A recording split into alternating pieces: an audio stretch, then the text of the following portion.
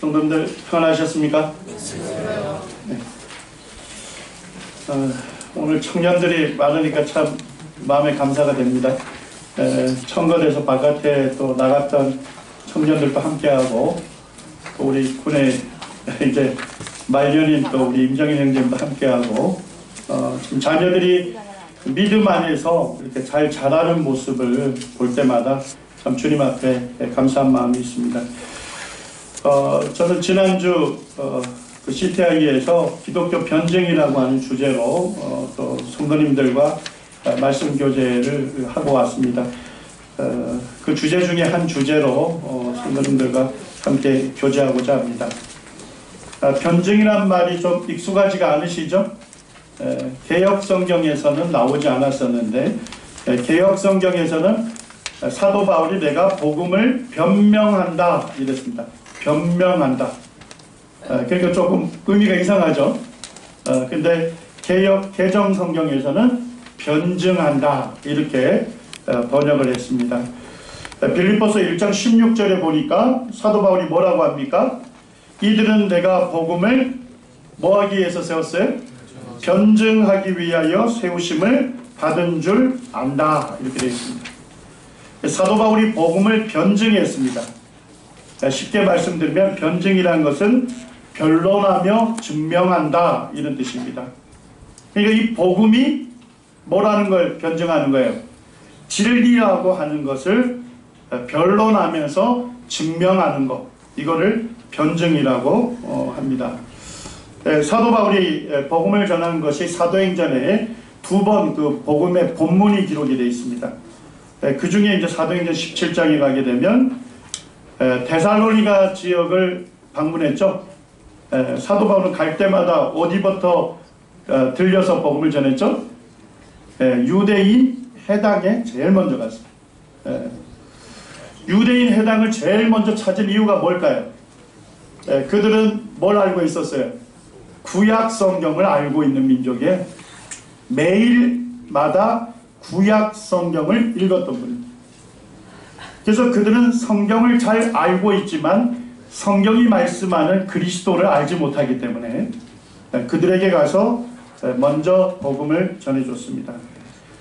사도행전 17장 1절에서 4절 말씀을 보게 되면 사도 바울이 복음을 어떻게 전했는지가 기록되어 있습니다. 우리 같이 한번 읽어볼까요? 네, 함께 읽겠습니다. 시작.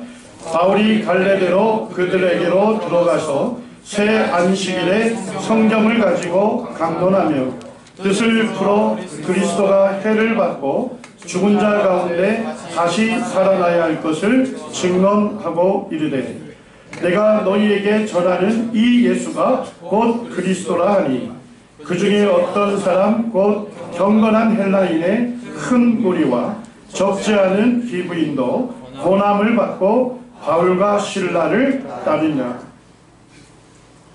사도 바울이 복음을 전할 때 무엇을 사용했습니까? 2절에 보니까요, 성경을 가지고 이렇게 됐습니다. 우리가 복음을 전할 때 성경이 없으면 안 되겠죠. 사도 바울이 갖고 있는 성경은 구약 성경입니다. 그래서 구약 성경을 가지고 뭐 했습니까? 첫째, 강론했습니다. 이 강론하다는 얘기는 영어 성경이 보니까 믿어야 할 근거를 제시했다. 믿어야 할 근거를 제시해 주었습니다. 그리고 두 번째로 보니까 뜻을 어떻게 했습니까? 풀어 주었어요. 그러니까 성경에 기록된 그 구절의 말씀이 무슨 뜻인지 그 의미를 분명하게 알려준 거예요. 성경에 그리스도가 예언이 되어 있는데 이 구절을 보게 되면 그리스도가 해를 받을 것이다. 이렇게 그 구절이 기록됐다는 것을 분명하게 보여주고 알려준 거죠. 그 다음에 그리스도가 죽은 자 가운데서 다시 살아날 것이라고 이 본문 구절이 이야기를 한다고 뜻을 설명해 준 것입니다. 자, 그리고 세 번째 사도 바울은 뭘 했습니까? 증언했다 이렇게 되어 있습니다. 영어로 보니까 증명했다 이렇게 되어 있습니다. 그러니까 구약 성경에서 그리스도 하나님께서 보내실 구원자를 기록해놨는데 그 구원자가 해를 받을 것을, 고난을 받을 것을, 그가 죽을 것을 예언해놨습니다. 자, 근데 이게 누구에게 성취된 거예요? 예수님에게서 성취됐다고 증명해 보인 것입니다. 그리고 구약 성경에 보니까 그리스도가 죽은 자 가운데서 다시 살아날 것을 기록했습니다. 네. 그의 시신이 썩지 않을 것이다. 이렇게 예언되어 있었거든요. 그 예언이 누구에게서 증명됐습니까? 예수님에게서 성취됐다는 것을 증명한 것입니다.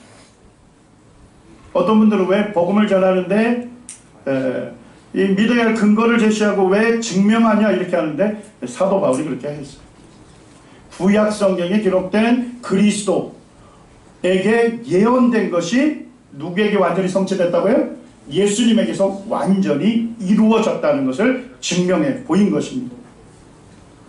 그리고 네 번째 사도 바울이 뭐라 했습니까? 전했습니다. 선포했습니다. 이제서 뭐라고 선포했습니까? 이 예수가 곧 그리스도다. 선포했습니다.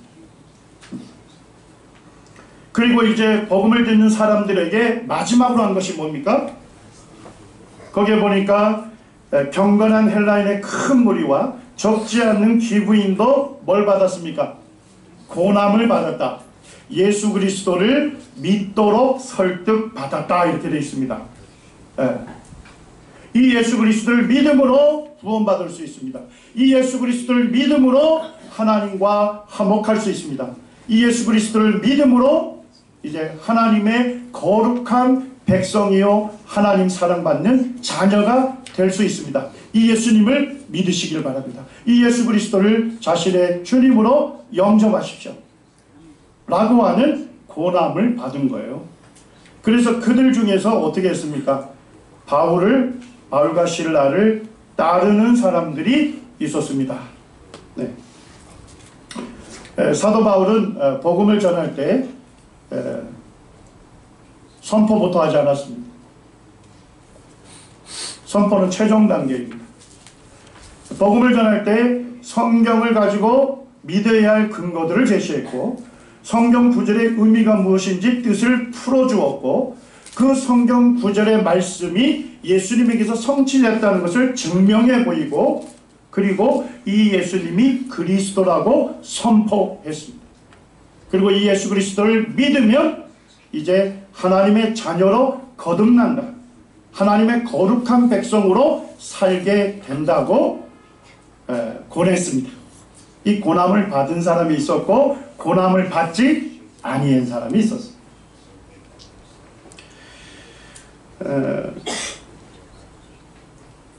변증을 할 때 가장 많이 사용하는 변증의 초점은 이 성경입니다. 이 성경이 누구의 말씀입니까? 하나님의 말씀인 것입니다. 디모데후서 3장 16절에 보면 모든 성경은 하나님의 감동으로 된 것이다. 기록된 것이다. 그렇기 때문에 성경의 저자는 누구십니까?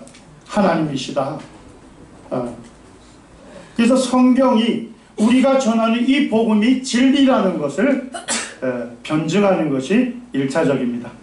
그러면 성경이 말씀하는 것이 진리이기 때문에 우리는 어떻게 합니까? 믿을 수 있고 순종할 수가 있는 거죠.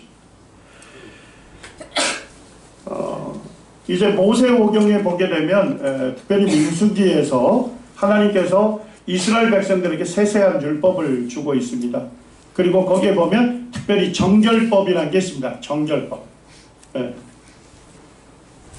하나님의 말씀을 따르지 않는 경우, 하나님 말씀을 순종하지 아니하면 부정한 자가 되죠. 그 부정한 자는 누구에게 나갈 수 없습니까? 하나님께 나갈 수 없죠. 그러니까 어떻게 해야 돼요? 부정한 자는 정결케 돼야 돼요. 깨끗게 돼야 돼요. 그래야만 누구에게 나갈 수 있습니까? 거룩하신 하나님께 나아갈 수 있는 것입니다. 그 정결법을 말씀하면서 세세하게 성경은 우리에게 지침을 주고 있습니다. 민수기 19장 11절에 보니까 어떤 사람이 나옵니까? 사람의 시체를 만진 자가 나옵니다. 자, 사람의 시체를 만진 자는 며칠 동안 부정한 자로 규정합니까? 7일입니다. 그러니까 이스라엘 백성 중에서 사람의 시체를 만졌어요. 그럼 어떻게 되냐면 부정한 자가 됩니다. 그리고 일주일 동안 어떻게 되느냐? 격리가 됩니다. 민수기 5장 2절에 보니까 죽음으로 부정케 된 자를 다 어떻게 하래요? 진영 밖으로 내보내라. 이렇게 되어 있습니다. 그러니까 마을로 들어갈 수가 없습니다. 이 사람들은 마을 밖에 격리된 장소에서 며칠 동안 머물러야 돼요? 7일 동안 머물러야 돼요. 격리가 돼요. 격리.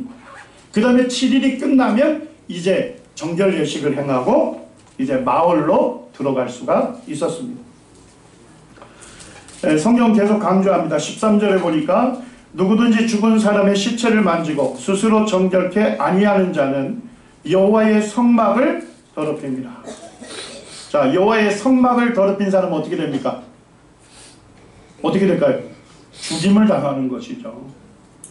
자, 뭔 얘기냐 하면 시신을 만지고서 자기가 부정한 자라는 것을 아는데도 불구하고 이제 마을 어귀에서 격리를 하지 않으면 이제 정결법대로 자기를 정결케 하지 않고 그냥 마을로 들어왔어요. 그럼 그 사람은 어떻게 돼요? 죽임당하는 것입니다. 오늘 조금 이해가 되지 않죠? 그 다음에 16절에 보니까 누구든지 들에서 칼에 죽은 자나 시체나 사람의 뼈나 무덤을 만졌으면 7일 동안 부정한 자다. 이렇게 말하고 있습니다. 왜 하나님께서 시체 만진 사람을 이렇게 특별하게 다루실까요? 왜 그럴까요? 7일 동안 부정하다고 하고 7일 동안 마을에 들어가지 못하도록 격리를 시켰습니다. 왜 그랬을까요? 네. 시체를 만졌다. 사람에게 병을 일으킬 수 있는 세균을 가장 많이 보유하고 있는 매체가 뭡니까? 네, 시신입니다. 시신. 그러니까 우리가 시체를 만졌다는 것은 시신에 있는 세균이 누구에게로 옮겨져요? 그 사람에게 옮겨지는 거예요. 그래서 그 사람에게 뭘 일으킬 수 있습니까? 질병을 일으킬 뿐만 아니라 그 사람이 또 들어와서 접촉하면 어떻게 되죠? 다른 사람에게 빨리빨리 전파가 되는 거예요. 그러니까 그 안에 있는 사람들에게 뭐예요? 순식간에 퍼져서 전염병으로 그 공동체가 죽을 위기가 있을 수 있는 것입니다. 특별히 이 말씀은 출애굽한 이스라엘 백성들에게 하신 말씀이죠. 자, 그들 한 어느 정도 숫자였을까요? 한 250만 명 정도로 추산하고 있습니다. 250만 명이 텐트를 치고 밀집해서 거주하고 있었던 거예요. 그런데 시신을 만진 사람이 세균에 감염이 되고 그 사람이 질병이 걸려서 또 다른 사람을 만나게 되면 어떻게 되죠? 짧은 시간 내에 질병이 퍼지게 되는 것입니다. 네. 자, 그 다음에 이제 두 번째 또 하나님께서 규정을 줬습니다. 18절에 보니까 물을 이용해서 어떻게 합니까? 뼈나 죽임을 당한 자나 시체나 무덤을 만진 자에게 뭐 하랍니까? 뿌리라고 명령하고 있습니다. 자, 19절에 구체적으로 또 명령하시죠. 그 정한 자가 제3일과 제7일에 부정한 자에게 뿌려서 제7일에 그를 정결케 할 것이며 그는 자기 옷을 어떻게 하랍니까? 빨으라고 되어 있습니다. 그리고 물로 몸을 어떻게 하라 했습니까? 씻으라고 했습니다. 자, 왜 이런 규정을 주었을까요? 왜 시체 만진 사람을 7일 동안 격리시키고 그 사람 옷을 어떻게 해야 돼요? 전부 깨끗한 물로 빨아야 하고 그 다음에 몸을 어떻게 하랍니까? 깨끗한 물로 씻으라고 하나님 명령하셨어요. 자, 왜 이렇게 하라 했을까요? 요즘 세균이나 바이러스에 의해서 전염병 돌면 어떻게 하죠? 뭐 많이 씻으라고 해요? 손 깨끗하게 씻으라고 하잖아요. 저번에 메리스 때문에 우리 교회에서도 뭐 했습니까? 1층부터 마스크 내주고 그 다음에 뭐 했었죠? 소독제로 깨끗하게 씻었고 그 다음에 악수도 못하게 했죠? 네. 자, 하나님께서 구체적으로 이 시신 만진 사람에게 자기 옷을 빨고 물로 몸을 깨끗하게 씻으라 했습니다. 왜 그랬습니까? 네, 세균을 제거하라고 그렇게 하십니다. 실제 우리 손에만 해도 한 손에 세균이 6만 마리씩 살고 있어요. 우리 눈에 안 보이는 뿐이에요. 자, 그러면 양손이면 몇 마리예요? 12만 마리가 살고 있습니다. 자, 근데 얘들을 효율적으로 제거하는 방법이 있어요. 어떻게 하면 될까요? 예, 손 씻기만 잘해도 80%의 세균이 싹 사라져요. 깨끗하게 씻어지고. 그래서 우리가 뭐예요? 손 씻기를 잘해야 하는 거예요. 그리고 특별히 전염병이 돌 때는 손 씻기를 철저하게 해야 하는 겁니다. 하나님께서 그 규정을 준 거예요. 자, 근데 이게 오늘날 보면 별로 놀랍지 않죠? 근데 의학 역사를 보면 이게 얼마나 놀라운지 몰라요. 아까 그 민수기 말씀은 하나님께서 언제 주신 말씀이에요? 3,500년 전에 주신 말씀이에요. 그 말씀은. 자, 그런데 역사적으로 보면 1840년까지 세균의 존재를 몰랐습니다. 세균. 이게 제멜바이스라고 하는 산부인과 의사가 있었는데 자기가 있는 산부인과 병원에 보니까 아이를 출산하기 위해서 병원에 오는데 산모 중에 6명 중에 1명꼴로 죽어나가는 거예요. 네. 아이 출산하러 왔는데 산모가 너무 많이 죽는 거예요. 그래서 이 사람이 조사를 해봤어요. 어떤 산모, 어떤 의사를 거쳐간 산모가 많이 사망하는가 봤더니까 옛날에는 질병 치료하다가 사람이 죽었어요. 그럼 시신 이런 걸 다 싸는 걸 의사가 다 했어요. 네, 맨손으로. 다 한 다음에 손을 씻지도 않고 어떻게 한 거예요? 산모를 내진을 한 거예요. 산모를. 자, 그러니까 손에 이 온몸에 뭐가 묻어 있는 거예요. 시신으로부터 엄청난 세균이 가득 묻어 있는데 그대로 내진하니까 어떻게 됐죠? 세균이 산모에게 그대로 전염이 된 거예요. 그래서 산모들이 죽어나간 거죠. 심지어는 뭐냐면 의사들이 수술을 했어요. 자, 손에 뭐가 가득해요? 피가 가득한데 그냥 걸레 같은, 수건 같은데 그냥 손을 쓱쓱 닦고 산모를 내지낸 거예요. 네. 그래서 이 사람이 세균의 존재는 몰랐어요. 세균 때문에 산모가 죽는지는 몰랐어요. 그렇지만 의사들 중에 시신을 만졌다거나 그 다음에 이 수술을 했다거나 이런 의사들이 산모를 내진할 때는 반드시 뭐 하라고요? 손을 씻도록 규정을 했습니다. 그래서 여기에 손을 깨끗하게 씻은 다음에 그 다음에 산모를 진찰한 것입니다. 자, 산모 사망률이 어느 정도 줄었을까요? 16%에서 1%로 줄었습니다. 놀랍죠? 자, 그런데 이와 같은 규정을 언제 주신 거예요? 성경은 3,500년 전에 하나님께서 주신 거예요. 1840년에 처음으로 알게 된 거예요. 근데 이 제멜바이스라는 의사의 생애를 제가 살펴보니까 너무나도 불운하게 죽었어요. 놀라운 걸 발견했는데도. 이 사람이 이것을 논문을 냈습니다. 의사들에게 발표를 했어요. 근데 많은 의사들이 너무 그게 귀찮다는 거예요. 그래가지고 이 사람이 왕따가 됐습니다. 의사 사이에서 왕따가 돼서 결국 이 사람이 어디에서 죽음을 맞이했냐면 정신과 병동에서 그 환자로 일생을 마감을 했습니다.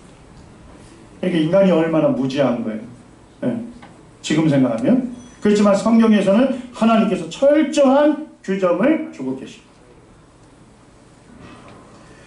그 다음에 중세 유럽에서 패스트 아시죠? 흑사병. 이 패스트는 이 벼룩이, 패스트를 갖고 있는 지벼룩이 사람에게 이렇게 옮겨지게 되면 사람이 이 패스트라고 하는 세균에 의해서 급성 전염병이 생겨요. 그래서 보면 뭐가 있어요? 흑사병. 흑사라는 게 뭐예요? 피부가 검어져요. 그리고 죽음에 이르는 거예요. 이 패스트균에 감염이 되면. 왜냐니까 얼굴에 이렇게 보면 피부에 있는 혈관들이 터져요. 그러면서 붉은 피가 색소로 침착이 됩니다. 그리고 점점 넓어지다가 사람이 죽어요. 그래서 무슨 병이 난다고요? 흑사병이라고 하는 거예요. 지금 여기 보니까 중세에 황제 앞에 있는 사람들 얼굴에 뭐가 묻어있는지 보입니까? 이 사람들 흑사병 환자예요. 그림이 그려져 있는. 근데 흑사병으로 인해서 불과 4년 만에 유럽 인구의 3분의 1이 죽었습니다. 유럽 인구의 3분의 1. 그리고 전 세계 인구의 4분의 1이 죽었어요. 그 당시 세계 인구를 4억 명이라고 보고 있는데 이때 죽은 사람이 1억 명 정도 돼요. 네.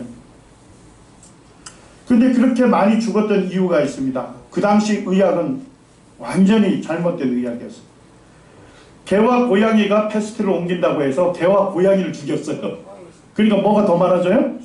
천적이 없어지니까 쥐가 더 많아졌습니다. 그래서 빠르게 번식했습니다. 공기를 통해 전염이 된다 해서 중화시키기 위해서 불이나 고약한 냄새를 맡게 했어요. 네, 환경오염이 됐죠. 흡연자는 안 걸린다 하는 낭설이 있어서 예방을 위해서 담배를 피웠습니다. 안 피우던 사람이 담배를 피웠으니 얼마나 힘들었겠어요. 그 다음에 제일 큰 문제는 방열법입니다. 뭐라는 거예요? 피를 뽑아야 한다. 네. 그래서 질병에 걸린 피를 뽑아내면 건강해질 수 있다. 사실은 급성 전염병에 걸려서 이제 건강 상태가 안 좋은 사람에게 뭐라는 거예요? 피를 뽑아냈으니까 빨리 죽음에 이르게 된 것입니다. 이게 그 당시의 의학이었습니다. 자, 그런데 너무나도 놀라운 일이 있었습니다. 중세시대에는 유대인들이 전 세계에 흩어져 있었죠. 근데 그들은 가는 곳마다 환영받지 못했습니다. 특별히 캐톨릭 사람들한테 예수님을 십자가에 죽인 죄인들이다 이래가지고 그 사람들은 어느 곳에 가든 핍박을 받았습니다. 자, 유대인이 예수님을 십자가에 못 박았습니까? 누가 못 박았습니까? 우리 성도님들도 분명하게 아셔야 돼요. 누가 예수님을 십자가에 못 박았습니까? 네, 사도행전에 분명히 나와 있습니다. 사도행전에 온 이스라엘과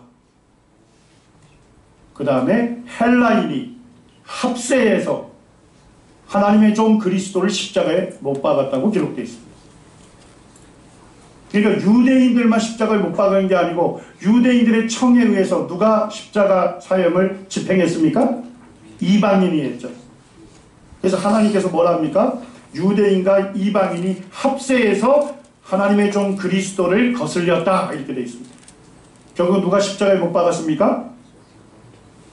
누가 못 박았어요? 인정하기 힘드십니까? 내가 십자가에 못 박은 거예요. 하나님 보실 때 모든 사람들은 이방인과 유대인밖에 없었어요. 그 당시. 예. 누가 예수님을 십자가에 못 박았습니까? 모든 사람이 예수님을 십자가에 못 박은 것입니다. 바로 내가 십자가에 못 박은 죄인인 것입니다. 그런데 캐톨릭 교인들은 그걸 깨닫지 못했어요.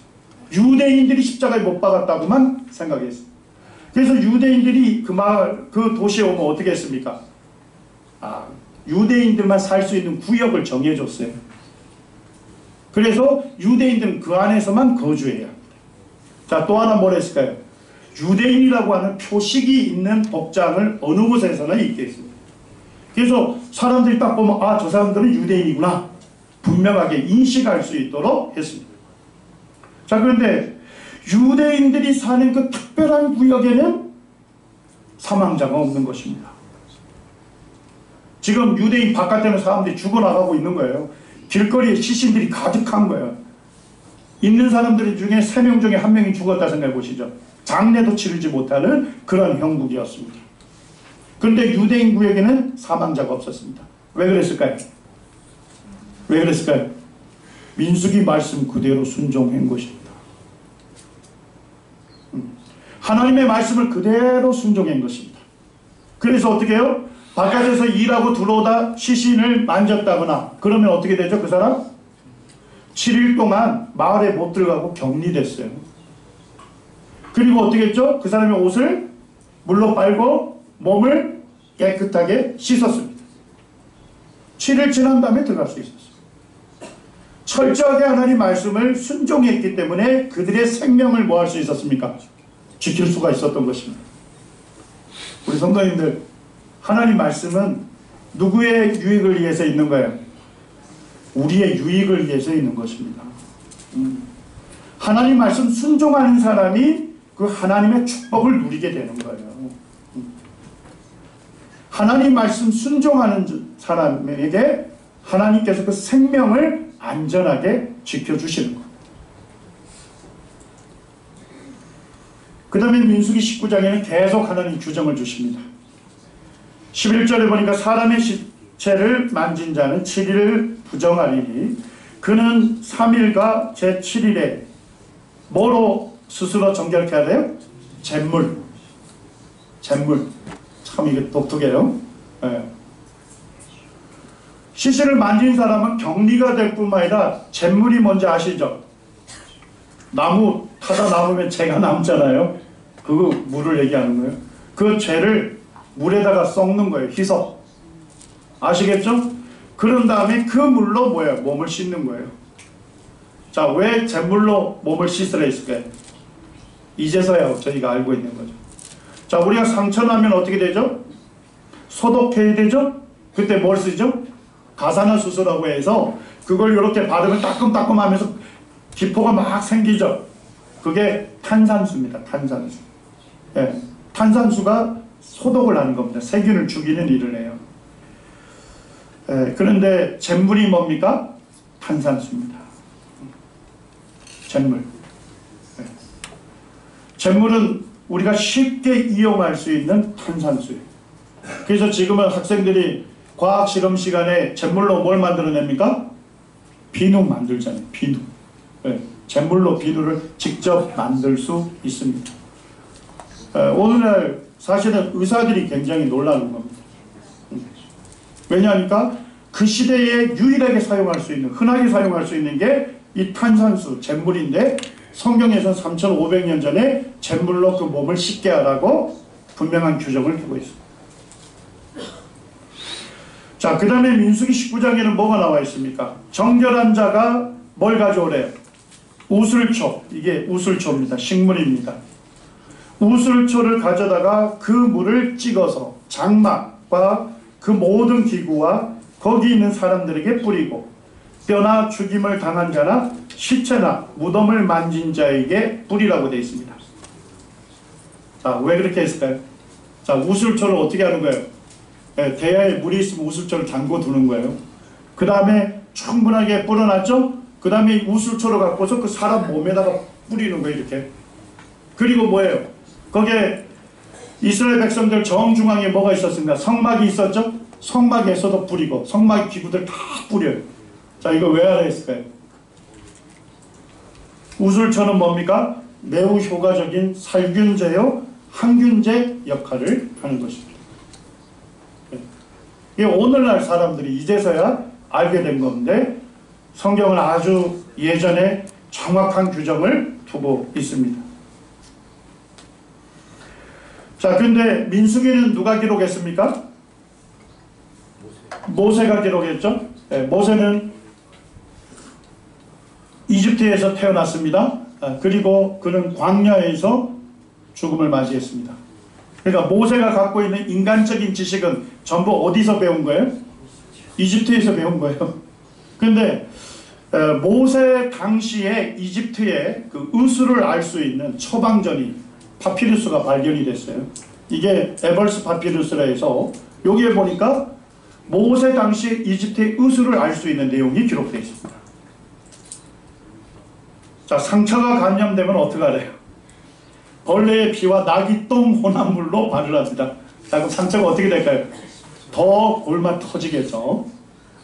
자, 탈모증에 있는 분들은 꼭 아시기 바랍니다. 탈모가 있는 분들, 말, 악어, 고양이, 뱀의 지방과 당나귀 이빨을 불에 갈아서 바르면 머리가 돋아난답니다.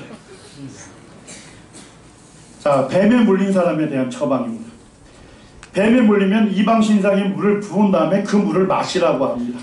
자, 그러면 이방신상 거기 가서 물을 부어서 그 물을 받아가지고 마시면 그때쯤 되면 독이 어떻게 됐을까요? 온몸에 퍼졌을 것입니다. 오늘날 우리가 보면 모세 당시에 이집트의 의술이 얼마나 수준이 낮은지 알겠죠? 오히려 질병을 더 악화시키는 처방들입니다. 그런데 성경에서 기록된 것은 완전히 다른 것이죠. 세균의 그 존재를 처음 발견한 사람이 파스텔입니다. 파스텔. 파스텔은 예수님을 믿는 그리스도인이죠. 이 사람이 세균의 존재를 알고 세균에 의해서 질병에 감염이 된다는 것을 언제 발견했습니까? 1870년경에 발견했습니다. 자, 그런데 성경은 하나님께서 이 율법을 통해서 어떻게 합니까? 세세한 규칙을 주셨죠. 시체 만진 사람 7일 동안 부정해서 어떻게 시키라고요? 격리시키고, 그 사람 옷을 완전히 물로 빨게 하고, 몸을 깨끗하게 씻게 하고, 잿물로 소독시키고, 우슬초 물로 어떻게 해요? 항균, 살균 하도록 되어 있습니다. 자, 오늘날 이렇게 합니까? 오늘날 그렇게 하는 거예요. 자, 예를 들면, 자, 저가 만약에 외국에 갔다가 인천공항 들어옵니다. 그러면 거기서 뭐예요? 직원들이 거기에서 열감지기로 이렇게 봐요. 자, 왜냐니까 세균에 감염이 되면 1차적으로 나타나는 게 고열입니다. 고열. 그래서 열이 많은 사람을 1차적으로 잡아내는 거예요. 그래서 그 열 감지기로 쫙 보다가 열이 많은 딱 사람이 있으면 부르는 거예요. 그리고 어디에 갔다 왔느냐 묻습니다. 그리고 그 나라나 그 도시에 지금 어떤 전염병이 일어난지를 확인합니다. 자, 열이 있으면 어떻게 되죠? 격리돼요. 바로 법적으로 격리하도록 돼 있어요. 나 우리 집에 가야 한다. 못해요. 처벌받아요. 네. 바로 격리가 됩니다. 자, 격리되면 뭐 할까요? 옷 다 제거하고 몸 완전히 소독하고 그 다음에 항균제, 살균제 약 투여합니다. 뭐하고 똑같아요? 3500년 전에 준 하나님의 말씀의 규정과 똑같은 걸 오늘날 하고 있는 거예요. 네. 네, 성경, 우리가 여기 찾고 있는 성경은 네, 인간의 지식으로부터 온 것이 아닙니다. 모세가 갖고 있는 이집트의 지식으로부터 온 것이 아닙니다. 모든 성경은 어떻게 기록됐습니까? 하나님의 감동으로 기록된 것입니다. 이 성경은 하나님의 말씀인 것입니다. 출애굽기 15장 26절 우리 같이 한번 읽겠습니다. 시작. 이르시되 너희가 너희 하나님 나 여호와의 말을 들어 순종하고 내가 보기에 의를 행하며 내 계명에 귀를 기울이며 내 모든 규례를 지키면 내가 애굽 사람에게 내린 모든 질병 중 하나도 너희에게 내리지 아니하리니 나는 너희를 치료하는 여호와입니다. 하나님은 치료하시는 하나님, 여호와 라파이십니다. 하나님의 말씀을 들어 순종하면 내 계명에 기울이면 하나님은 어떻게 하시겠답니까? 모든 질병 중 하나도 너희에게 내리지 아니하겠다. 자, 이 율법의 세세한 규정을 누구에게 준 거죠? 이스라엘 백성들에게 준 거예요. 자, 이스라엘 백성들의 광야 생활 어땠습니까? 광야 생활을 할 때 역병이 돌았을 때가 있습니다. 전염병. 언제 역병이 돌았죠? 잘 읽어보시기 바랍니다. 언제 역병이 돌았습니까? 이스라엘 백성들이 하나님 말씀을 불순종할 때. 그때 역병이 돌았어요. 그게 여러 사건으로 반복이 됩니다. 이스라엘 백성들이 모압 근처에 왔습니다. 그때 모압의 여인들과 성적인 범죄를 했어요. 그때 바로 뭐가 일어났습니까? 거기에 이스라엘 진영에 역병이 일어났습니다. 사람들이 죽어나가고 있었습니다. 어떻게 이 역병이 맞춰졌을까요? 그 죄를 해결했습니다. 그 범죄한 사람을 징계하고 치리했습니다. 회복시켰습니다. 그제서야 역병이 멈췄습니다.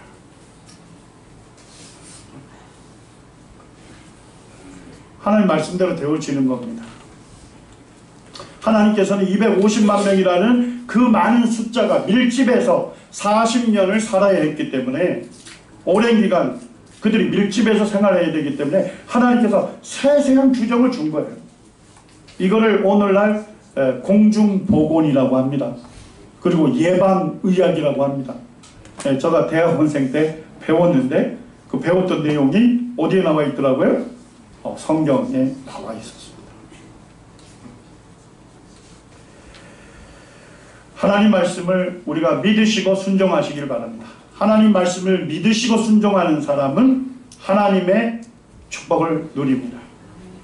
그건 나의 생명의 안전을 위해서 하나님 말씀을 순종하시기를 바랍니다. 그 다음에 이제 다른 말씀들을 좀 제가 질문을 받는 내용입니다. 변증할 때. 그때 우리가 많이 사용하지만 또 이렇게 이해가 되도록 대답하지 못해서 또 어려움을 겪는 경우가 하나 있습니다. 자, 무엇이 지구를 떠받치고 있습니까? 자, 지구가 지금 어디에 위치하죠?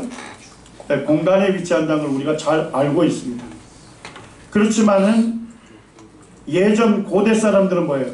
지구가 이렇게 쟁반 뒤엎어 놓은 것처럼 생겼되어 있습니다. 그래서 먼 바다에 가면 낭떠러지가 있다고 생각했기 때문에 세계 탐험 자체가 제한되어 있었습니다. 그 다음에 아주 그 찬란한 문명을 일으켰던 인도 사람들도 보면, 자, 지구가 누구 위에 놓여 있습니까? 네 마리 코끼리 위에 놓여 있어요. 그래서 이 사람들은 이 네 마리 코끼리가 균형을 잘 잡으면 지구가 안전한 것이고, 이 네 마리 코끼리가 균형을 잃게 되면 지진과 화산이 일어난다고 생각을 했습니다. 그 다음에 철학이 발달됐던 그리스와 로마 사람들은 누가 지구를 메고 있다 생각했어요? 여기에 보면 아틀라스라고 하는 신이 있는데, 다른 신들을 반역을 했기 때문에 그 반역에 대한 죗값으로 지구를 짊어지게 했다는 것입니다. 그렇게 믿었어요, 그 사람들. 자, 일본 사람들은 지구를 누가 떠받치고 있대요? 이 물고기가 떠받치고 있다고 믿었습니다. 오늘 우리가 이런 얘기를 하면 다들 웃으신데 그게 이해가 안 된다는 거죠. 자, 그런데 성경은 뭐라고 얘기할까요? 욥기 26장 7절에는 그 오래전에 정확하게 기록하고 있습니다. 우리 같이 한번 읽어볼까요? 시작. 그는 북편 하늘을 허공에 펴시며 땅을 공간에 다시며. 그는 누구십니까? 하나님이십니다. 하나님은 북편 하늘을 허공에 펼치셨어요. 영성에 보니까 empty space라고 되어 있어요. 텅 빈 공간으로 펼치셨어요.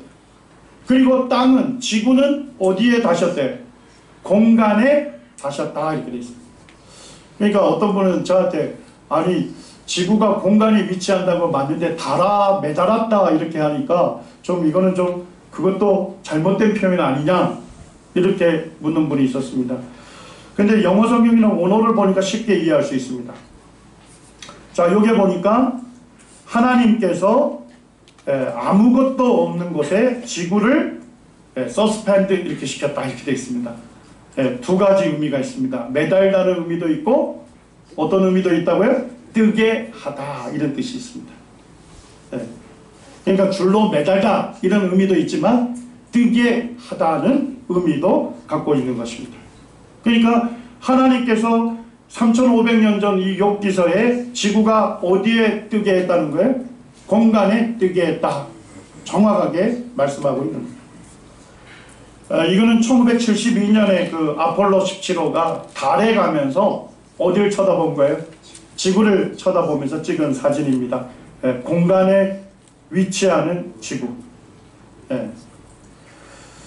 자, 그런데 지구가 공간에 위치하면서 뭐도 합니까? 스스로 자전도 하죠?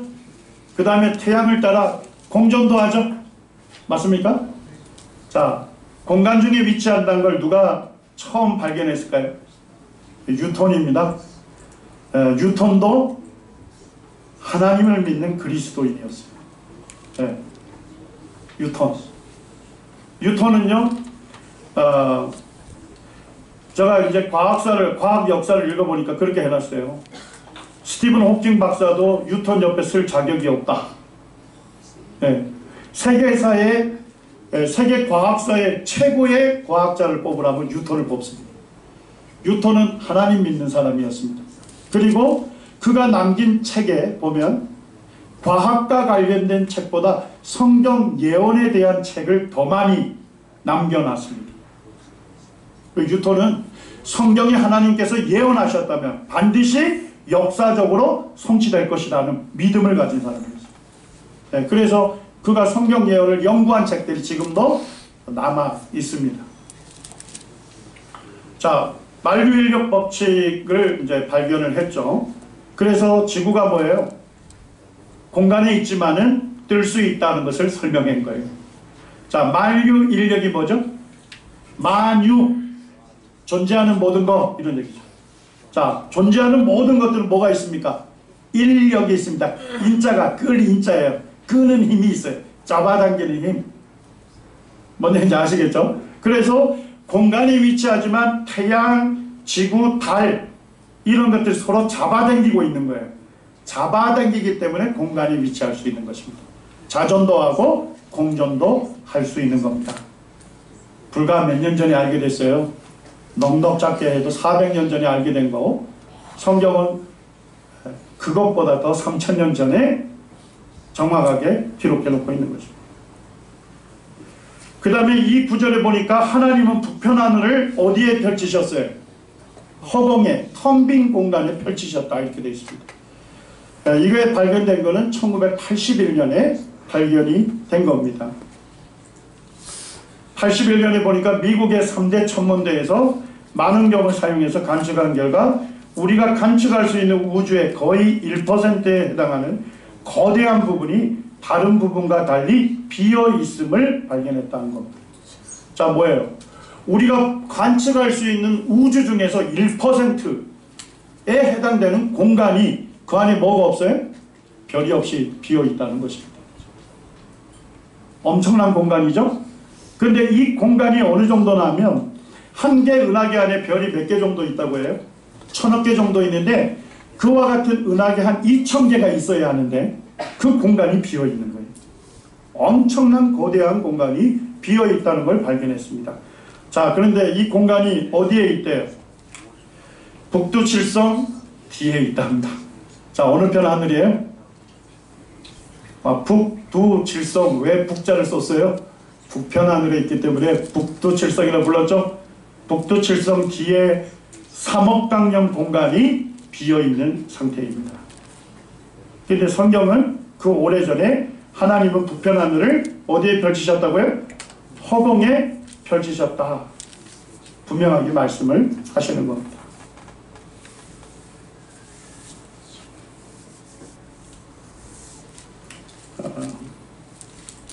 하나만 더 소개를 하면요. 이거는 우리 남원에서 관찰할 수 있으니까 저한테 소개받고, 우리 여기 남원 천문대 있죠? 네. 천문대 이름이 좀 거창하더라고요. 우주 항공 천문대. 네.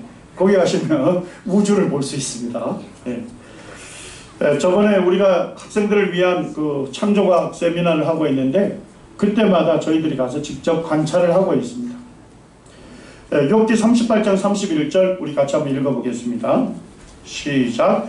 내가 묘성을 메어 떨기되게 하겠느냐, 삼성의 띠를 풀겠느냐. 욥기 38장부터 41장까지 보게 되면 하나님께서 욥에게 질문을 마구 던지십니다. 네. 폭풍우 중에서 흑암 가운데서 하나님께서 나타납니다. 그러면서 욥에게 너는 허리띠를 매라. 네. 장부와 같이, 대장부같이 너 허리띠 매라. 이 얘기는 뭐냐면 싸우는 태세를 갖추라는 것입니다. 그러면서 하나님께서 욥에게 질문을 마구 던지십니다.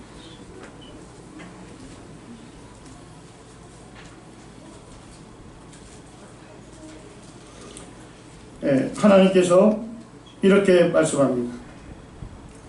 그때 여호와께서 폭풍우 가운데서 욥에게 말씀하여 이르시되 무지한 말로 생각을 어둡게 하는 자가 누구냐? 너는 대장부처럼 허리를 묶고 내가 내게 묻는 것을 대답해라. 내가 지구의 기초를 놓을 때 내가 어디 있었느냐? 내가 깨달아 알았거든 말할지니라. 누가 지구의 도량법을 정하였는지, 누가 그 줄을 그것의 위에 띄웠는지 내가 아느냐? 지구의 주초는 무엇 위에 세웠으며 그 모퉁이 돌은 누가 세웠느냐? 하면서 누구만이 말씀할 수 있는 것을 질문하고 있습니까? 창조주만이 알 수 있는 질문을 피조물 욥에게 쏟아붓고 계십니다. 이때 질문을 71가지 질문을 하나님 하셨어요. 자, 욥이 몇 가지 답변했을까요? 하나도 답변하지 못했어요.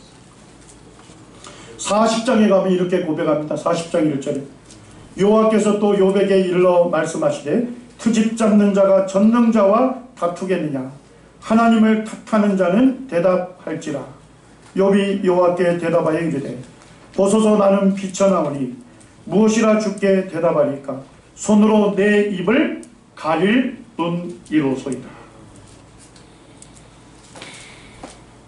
그러면서 42장에 가면 이렇게 얘기합니다.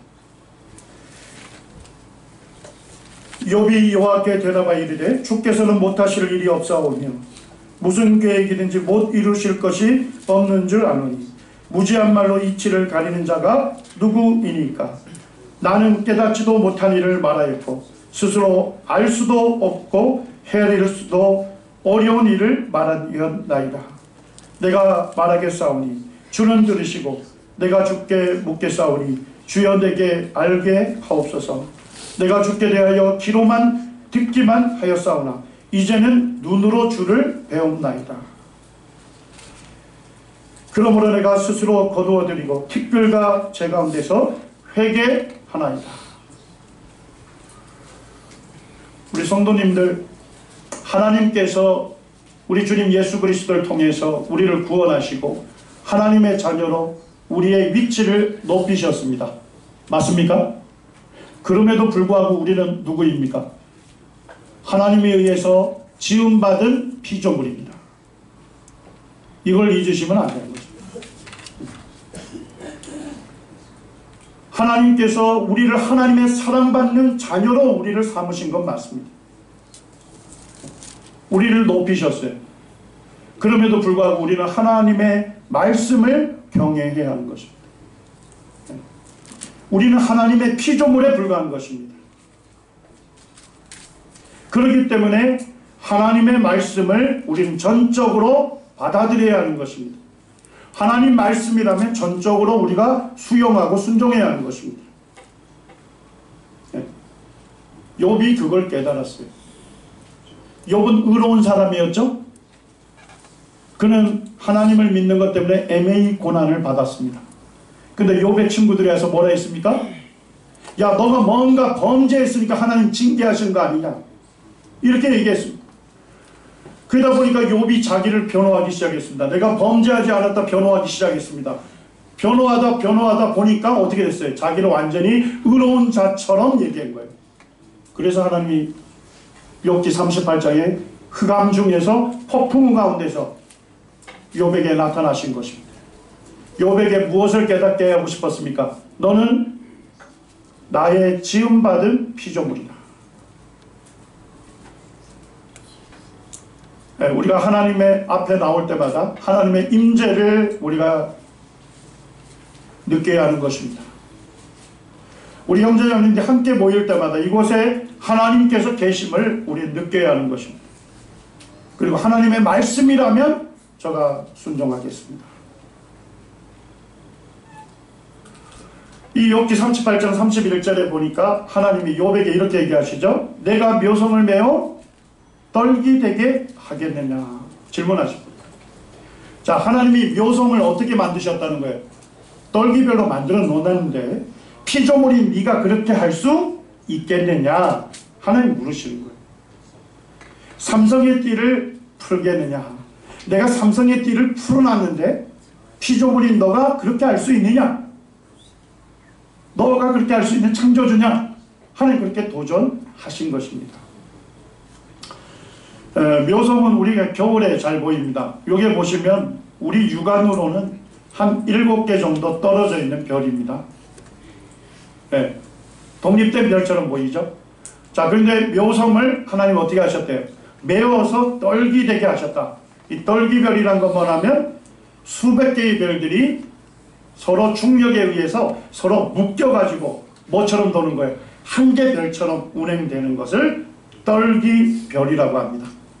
한자로 얘기하면 성단이라고 합니다. 성단. 별성자에다가 물이란 자 이렇게 얘기합니다. 하나님 뭐라 하신 거예요? 여봐, 너의 눈으로 볼 때는 지금 낱개로 보이는 독립되어 있는 별처럼 보이지만 저 묘성이 성단으로 되어 있는지 네가 아느냐? 내가 그렇게 해놨다는 거. 예, 남원에 있는 저 한번 가보시기 바랍니다. 예, 우주항공 천문대 가서 묘성 보여달라 하세요. 그러면 레이저 포인트로 이렇게 눈으로 알려줄 거예요. 저기가 묘성이라고 육안으로 확인시켜줘요. 그 다음에 어떻게 하느냐? 천체만원경 고정합니다. 천체만원경을 고정해서 보라 하는 순간 저 깜짝 놀랐습니다. 그 작은 거기를 보는데 별이 어떻게 있습니까? 수백 개의 은점이 거기에 빵빵빵빵 찍혀 있습니다. 좁쌀처럼. 보는 순간에 하나님이 묘성을 떨기별로 만드셨구나. 근데 우리 인간이 천체만원경을 언제 개발했습니까? 불과 90년 전에 개발했어요. 90년 전에. 그 전까지는 알 수 없었던 지식입니다. 이거를 성경은 그 오래전에 정확하게 말씀하고 있습니다. 삼성의 띠를 풀려놨다고 하나님이 하셨죠? 오리온 성자입니다. 이게 겨울에 잘 보이죠, 우리. 여기에 세 개 별을 삼성이라 합니다. 그런데 삼성을 우주에서 보게 되면 조금 떨어져 있어요. 자, 떨어져 있는데 이 떨어진 게 중요한 게 아니라 하나님께서 이 벨트를 루즈하게, 느슨하게 만들어놨다 이렇게 되어 있거든요. 풀어놨다. 근데 이 세 개를 묶고 있는 힘이 너무 불안정하답니다. 너무 약하답니다. 그래서 지금도 어떻게 하고 있는 거예요? 시간이 지남에 따라. 풀려가고 있습니다. 이걸 천문학자들이 계속 관측을 하고 있는 것입니다. 이걸 관측한 사람이 그 베리 세터필드라고 하는 천문학자인데 그분이 쓴 책에 이렇게 고백합니다. 이 성경에 기록된 말씀이 실제 천문 관측으로 볼 때도 너무 정확한 걸 보니까 사람이 하나님을 경외할 수밖에 없고 사람이 하나님 앞에서 겸손할 수밖에 없다. 베리 세터필드는 뭘 깨달았습니까? 성경 기록된 말씀하고 실제 천문 관측이 완전히 동일해요. 뭘 깨달았습니까? 그분이 창조주이시고 나는 그 하나님으로부터 지음받은 피조물이구나. 그래서 그가 하나님을 경외하게 된 겁니다. 자, 마지막으로 질문 하나 하겠습니다. 어떻게 성경은 삼성과 묘성에 대해서 정확하게 기록할 수 있었을까요? 그분이 만드신 분입니다. 그걸 누가 말씀합니까? 성경이 말씀하고 있습니다. 우리 아모스 5장 8절 읽고 마치도록 하겠습니다. 시작. 묘성과 삼성을 만드시며 사망의 그늘로 아침이 되게 하시며 바닷물을 불러 지면에 쏟으시는 자를 찾으라. 그 이름이 여호와시니라. 우리가 들었던 그 복음은 진리의 말씀입니다. 진리는 시대를 막론하고 변치 않는 것입니다. 그리고 우리는 그 말씀, 그 창조주의 말씀을 경외해야 하고 그 말씀에 순종해야 할 우리는 피조물입니다. 우리가 그 말씀에 순종할 때 하나님을 기쁘시게 하는 겁니다. 그 말씀을 믿고 따를 때 하나님께 영광이 되는 것입니다. 우리가 기도할 때마다 하나님 영광 위에서 살게 해달라고 기도하는데 다른 표현으로 하면 하나님의 말씀이라면 제가 순종하겠습니다. 동일한 믿음의 고백이고 표현입니다.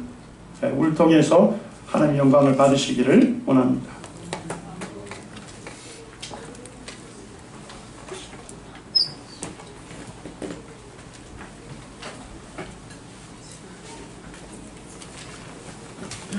네, 말씀에 감사드립니다.